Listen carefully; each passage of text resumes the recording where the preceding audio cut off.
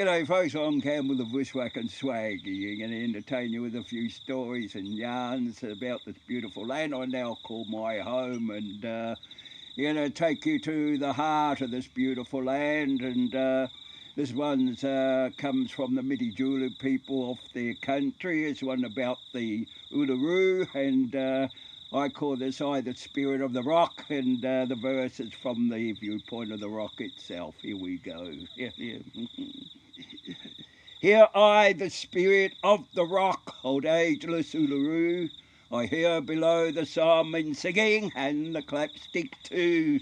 I see the men folk in the firelight dancing corroboree, depicting a bird and animal which tell the tribe's story. Daybreak where the sun awakes, I see their Aotearoa, the dreaming place of the great spirits and lizard man Kapunda, the spirit place of the ninja iceman, creators of the cold, and also won by the dreaded water snake, the fearsome and so bold. And I, the spirit of the rock, look out across the plains. Only the mulgreen spinifex grow because it seldom rains. Is it the spirit place of all my children, the Pitjandara clan, hunted for food and feasted here since the dreaming began? Now I, the spirit of the rock, this giant ageless rock, down below in the desert sands, I see my children flock. Night after night in the firelight, they dance corroboree. The generations of my children passed on the tribe's story. But a wailing cry rang out one night from where the sun now sleeps. A sobbing cry, a candid heart broken, now she weeps. For she is a rock of many heads who talk to the dispossessed, and degradation by the unknown ones of their diseases and sicknesses.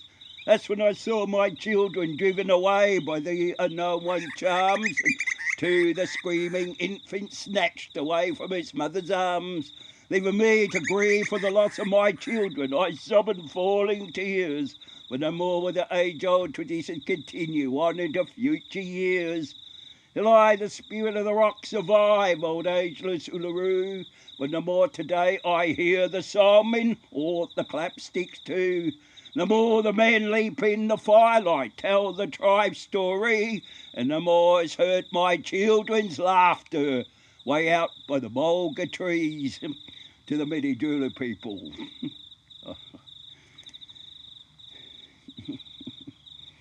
The next one I'm going to do for you is a tribute to our ANZAC diggers, and I wrote this one in Shepparton, or the original in Shepparton. It's going all over the place in different towns. Anyway, we'll sort of put this on for Shepparton, and that's where I wrote come up with the idea of putting together the verses and at the ANZAC parade itself, which happened to be camped nearby. To the ANZAC service marched the diggers so gallantly and bold, pay tribute to their fallen comrades, the true comrades of old. This is the man who fought in battle upon that Turkish shore, and the cry for men rang out from England, fight that ghastly war. Mates united again to remember those who fell on that day, in the early hours of an April morn over in Supla Bay. Now in the ranks I see the cripple, the wounded and the maim, and the digger in the wheelchair brigade to return home again. And this old comrade who's still here, lest he shall not forget the battle he fought at Gallipoli and the Turkish shells he met. His mates who fell in battle and the greys at Lonesome Pine, and those who fought in Flanders for this country so fine. The age has not yet wearied them, these men are back again. Old soldiers who fought the Turks in battle today here still remain, and resalade the cenotaph in honour of the dead, followed by a minute's silence before the ode is read. As a minute's silence is observed, men stand with heads bowed low, a tribute to their fallen comrades of those long years ago. And the bugler plays a last post, the half-mast come the flags, and I remember the battlers who had hung up their swags, that they dawn upon us now, lest we remember them, those who fell upon the beach and to death were condemned. And as the sun shines in the sky, lest we shall not forget the battle they fought at Gallipoli and good old England yet. And none of us seeks to glorify the great wars old in you, as said the Honourable Mayor of Shep and ex-servicemen too. We are here to remember those gallant men in haste on foreign shores of Gallipoli, the scene of tragic waste. They who fought for the British Empire deep in the Dardanelles, and also for God and country. And so his speech retells. Yes, that's probably about one of the first of a few that I wrote earlier on throughout the years, and one about mateship. Yeah, particularly about the mateship. They all carry, the swagmen carry them on mateship. This one here is something a little bit different. It's a little tale for you, and it comes from the snowy mountain country. So we're back down this way, and it's one to do with the Kosciuszko bogan moth, a little lass back on the dream time. My EU shedded all her beautiful colours to the flowers, the wildflowers, which only coloured white by the snow at the beginning of the dream time, and now they got their beautiful colours. I hope you enjoy it. One of the Narragaw people, the Monaro country. For hundreds of years, the bogan moths of the snowy mountains were a regular part of the summer food supply of the Narragaw people in the area. These dull, drab-coloured moths migrate to the mountains each year from the pastures and winter crops of the great nation Koori land. Collected from their resting places in the granite outcrops, they were roasted in their thousands for their sweet walnut flavour. But the bogan moths were not always dull and drab. Indeed, long ago in the dream time, when the most beautiful of all creatures was Mai the moth, with a dazzling multicoloured wings, she lived among the grasses on the riverbanks. But she often wondered and yearned to find out for herself why the mountain high above was covered in white. Her husband Bogon often warned her not to leave the safety of the river grasses, but one day Mai's curiosity became too much for her, and as the sun was setting, she flew up towards the mountains.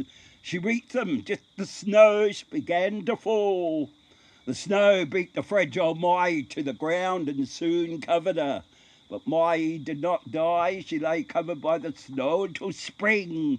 And as the snows melted, Mai's beautiful colours also drained away. As they did so, they ran into and coloured the new spring flowers of the mountains, which were only coloured white by the snow then, and that is why today the colours of the bogan moss are generally dull and lifeless, and only the new spring and summer wildflowers of the mountains carry the dreamtime colours of Mai the first bogan moth. There we go. Yeah.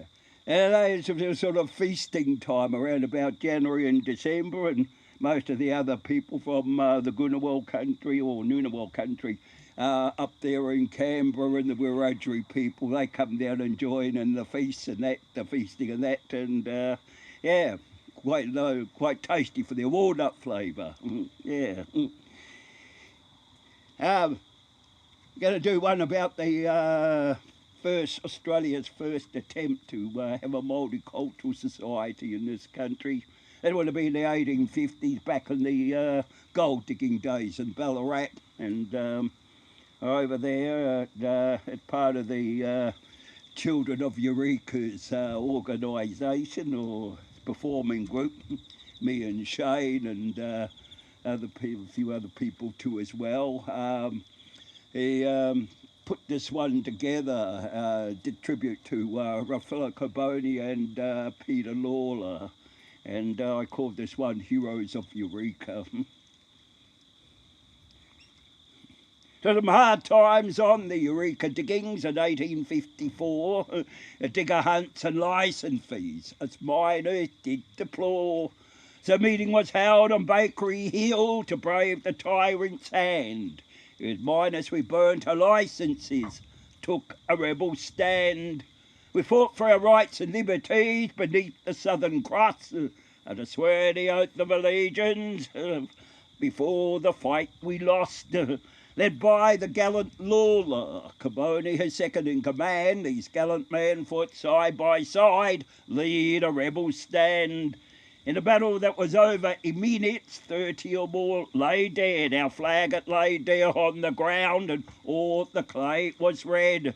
Amid the ruins of the miners' tents, 13 were marched away. Afar to the south in Melbourne fair city, the charge high treason it lay. In the old Melbourne Gaol they waited till February when the trials began. Inside the Melbourne Supreme Court where the charge it faced each man. But so ridiculous were the charges though. Gentlemen of the jury, does this man John Joseph, an American Negro, look like the sort of person who will wage war on Queen Victoria of England? No, not guilty, want the score. And all who appeared were acquitted in court, heroes one and all. Except for Lieutenant Caboni, who was kept in his cell. His trial was held in the following month. Why, we could not tell. The authorities said it was lack of evidence. Somebody had to pay. So last ditch stand was made to convict him on the 25th day. The link before the court and the jury, Caboni he did appear. The evidence and not guilty verdict was greeted with much cheering. Hooray! Yoo-hoo! News was passed to the crowd outside, and joy it filled to heaven. A free man, the hero at the portal, he prayed. And they all replied, Amen. Yes, and there were great celebrations for that part of it, and unfortunately the Autumn government wasn't going to have a bar of soap of any multiculturalism at that stage. You to go out back now, and here's a bit of a Henry Lawson favourite, I suppose you call it, and pretty much talks about west, further out west, New South Wales, Queensland, Victoria, and yeah, we get right over to the territories. One for the shearers. The shearers are the like, and even us swagmen, swagmen too.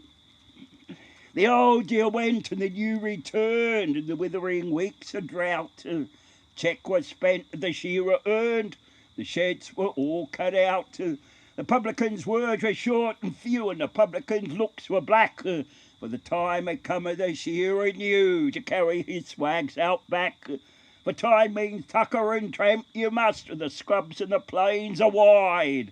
Seldom a track that a man can trust, or a mountain peak to guide.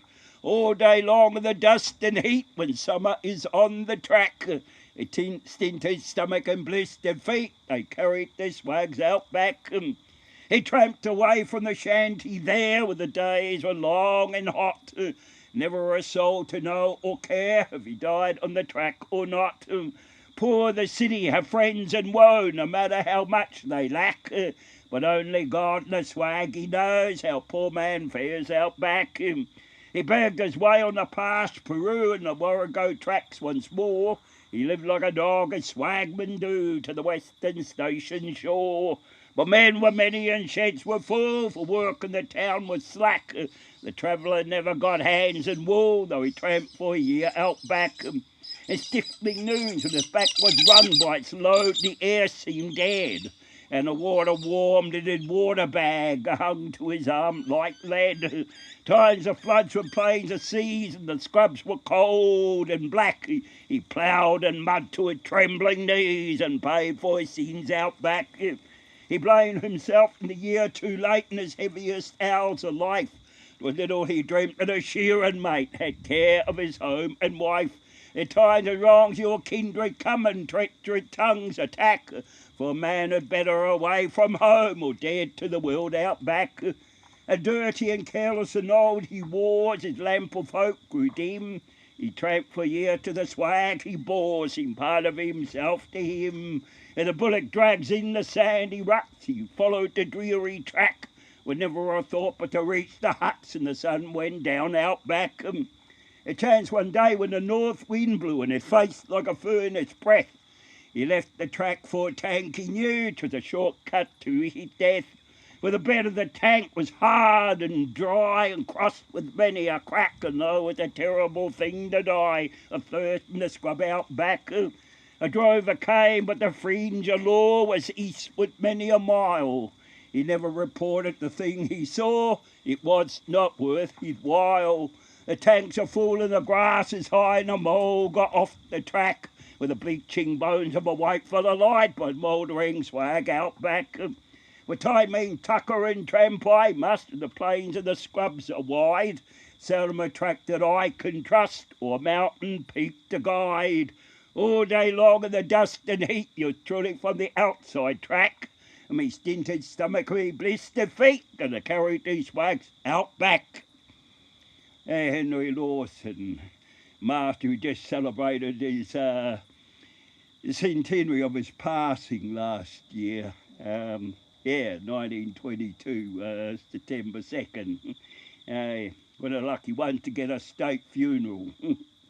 One more to do for you, and this one's taken up in far north Queensland now, and up there at Laura is the country of the Aotearoa people. They run the Laura Dance Festival, and had an occasion to write this one for them, and people up there called our spiritual earth mother, this ancient land. Yeah, there we go, and for the Aotearoa people of the Laura Dance Festival, and it's one or two, like I, the spirit of the rock, always was, always will be verses. I think of our mother, she's a rock, stone and earth, our spiritual earth mother who raised us from birth, a spiritual earth mother, this great ancient land.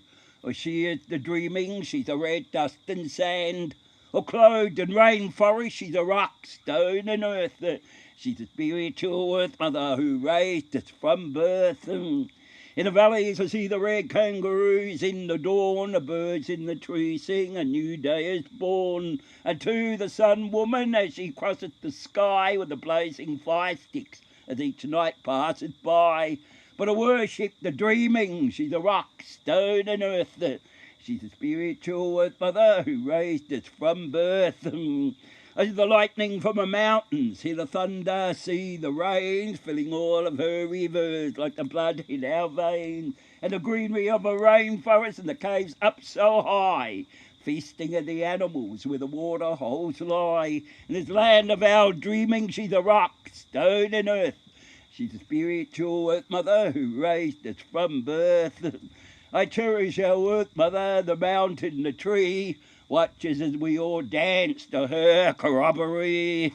A spiritual earth mother, the brolga emu, dancing in the firelight to the didgeridoo. A sacred love of her children, she's a rock, stone and earth. She's a spiritual earth mother who raised us from birth. And at night I see the moon and bright stars in the sky, the glowing of red embers, the fire now dies. Hear the faraway cry of Kaloo in the night, for the dearly departed in the new dawning light. And I weep for the children she raised and the children she bred. Bloodstains of dust sand now all covered in red. I cry for her children, the sorrow and the pain, for their spiritual earth mother broken for gain. By the rape of the forest and the big iron drills of the mining corporations, or mining at will. This land of our dreaming, she's a rock, stone and earth. She's a spiritual earth mother who raised us from birth. This land of our dreaming, she's still the rock, stone and earth. She's a spiritual earth mother who raised us from birth. That's Australia for you, at least the first 47 years, non-stop, as is. Oh, your spirit from the heart and soul, the Bushwackin Swaggie, your spirit, Campbell Swaggie. Cheers.